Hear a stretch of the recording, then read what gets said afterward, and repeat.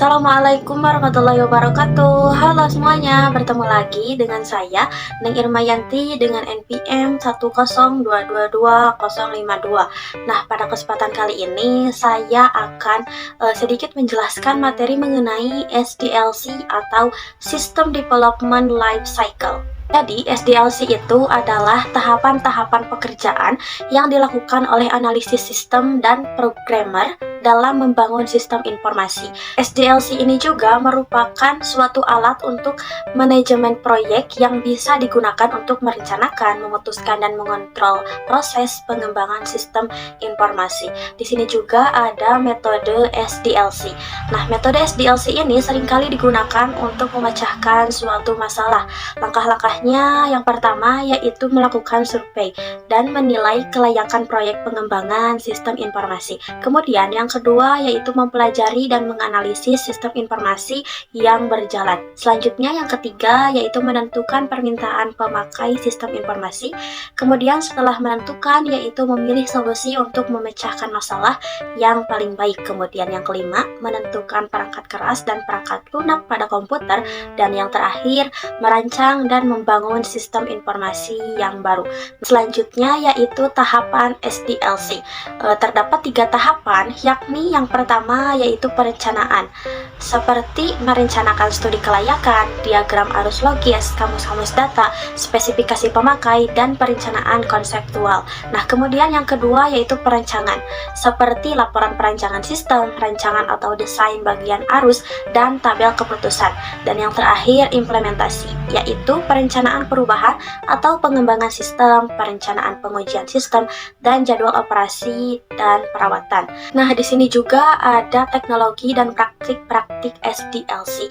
Nah, terdapat beberapa poin. Yang pertama yaitu pengendalian produktivitas analisis atau pemogram. Kemudian yang kedua yaitu pemrogram terstruktur, standar rancangan, gaya pemrograman, dan rancangan yang memadai. Selanjutnya Computer Aided Software Engineering atau CAS, yakni proses yang menggunakan teknologi perangkat lunak.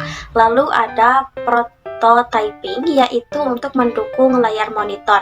Dan yang terakhir yaitu teknik berorientasi objek, yaitu supaya perangkat lunak lebih mudah diciptakan.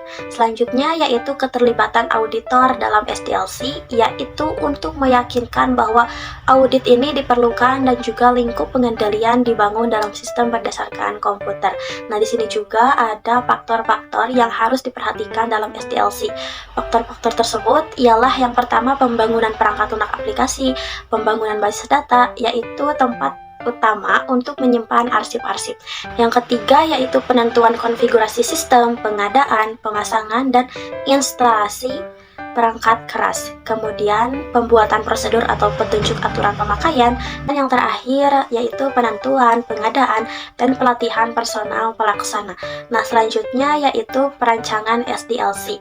Kekeliruan dalam perancangan sistem informasi akan berdampak pada pemborosan biaya. Nah, maka ada beberapa hal yang harus kita perhatikan dalam perancangan sistem informasi, yakni yang pertama yaitu evaluasi terhadap alternatif rancangan.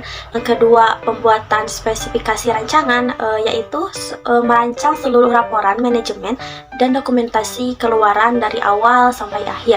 Dan yang terakhir yaitu pembuatan dan penyampaian rancangan sistem. Di sini juga ada teknik-teknik perancangan SDLC.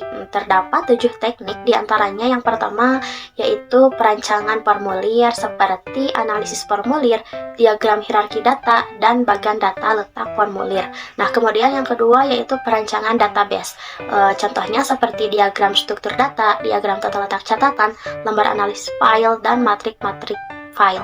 Lalu yang ketiga yaitu paket-paket perancangan sistem, yaitu untuk membantu merancang dalam menstrukturkan masalah perancangan dan menghemat waktu cache. Setelah memilih paket perancangan, yaitu selanjutnya pemilihan software dan juga hardware. Kemudian implementasi sistem informasi, yaitu untuk membuat rencana dan pengendalian, lalu pengendalian atas sumber daya, dan yang terakhir yaitu pemeliharaan dan modifikasi sistem. Nah, di sini juga ada pertimbangan pertimbangan-pertimbangan dalam SDLC.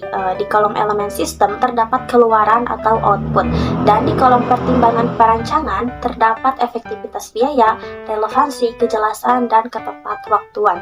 Maksudnya yaitu sistem harus hemat biaya, relevan dengan kebutuhan pengguna, dan juga harus tepat waktu. Kemudian database dan pertimbangan perencanangannya yaitu keterpaduan, standarisasi, fleksibilitas, keamanan, dan organisasi. Yaitu database harus terintegrasi dengan baik sesuai standar dan fleksibel untuk perubahan.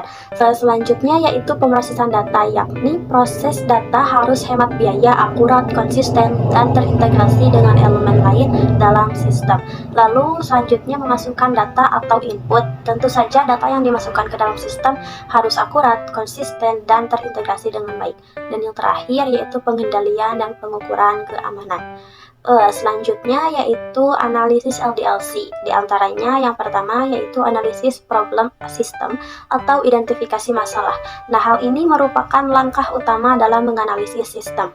Yang kedua yaitu analisis kelemahan sistem, seperti keandalan sistem, teknologi yang digunakan, faktor dokumen yang digunakan, dan laporan-laporan yang dihasilkan. Nah, yang ketiga yaitu analisis performa, information, economy, control, efisiensi, and service, atau bisa disingkat yaitu PHS. Contohnya seperti analisis kerja, analisis informasi, ekonomi, pengendalian, efisiensi, dan pelayanan. Yang keempat yaitu analisis studi kelayakan. Contohnya seperti analisis kelayakan teknik, kelayakan sosial, kelayakan hukum, kelayakan operasional, dan kelayakan ekonomi. Dan yang terakhir analisis kebutuhan sistem seperti analisis perangkat keras, analisis kebutuhan perangkat lunak, dan analisis pengguna sistem. Nah, mungkin itu saja yang dapat saya sampaikan mengenai materi SDLC ini. Mohon maaf jika terdapat banyak kesalahan. Makasih juga buat teman-teman yang sudah menonton video ini dari awal sampai habis. Saya Neng Irmayanti, izin pamit undur diri. Wassalamualaikum warahmatullahi wabarakatuh. Bye-bye.